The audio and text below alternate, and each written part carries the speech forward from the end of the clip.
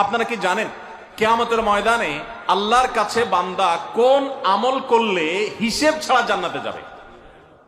জানেন কেউ? বলতে পারেন কেউ?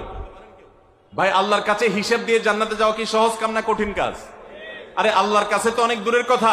আপনি যে প্রতিষ্ঠানে চাকরি করেন তার মালিকের কাছে, উপরস্থ বসের কাছে একেবারে পুঙ্খানুপুঙ্খ করে প্রতিটা পয়সার হিসাব দিয়ে একদম সবকিছুতে পারফেক্টনেস প্রমাণ করা, এটাই তো একটা কঠিন কাজ, দুঃসাধ্য কাজ। সেখানে সারা জীবনের হিসাব আল্লাহর কাছে দিয়ে পাই পাই করে তারপর আপনি জান্নাতে যাবেন, বিষয়টা এত সহজ না। তাহলে হিসেব ছাড়া আল্লাহ তাআলা এমনিতে বলবেন হিসাব টিসাব নাই, তোমাকে এমনি জান্নাতে দিলাম, এটা চান আপনারা? দেখুন কোরআনে কারীম আল্লাহ তাআলা বলছেন ইন্নামা ইউওয়াফাস সাবিরুনা আজরাহুম বিগাইরি হিসাব।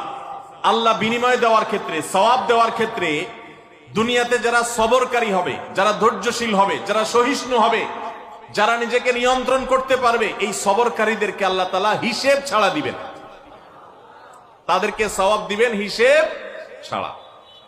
তাহলে আপনি যখন আপনার কর্মস্থলে থাকবেন আপনাকে ধৈর্য ধারণ করতে হবে। আপনি যখন পাবলিক পরিবহনে উঠবেন আপনার মাথা ঠান্ডা রাখতে হবে। আপনি যখন আপনার বাসা বাড়িতে থাকবেন আপনার মাথা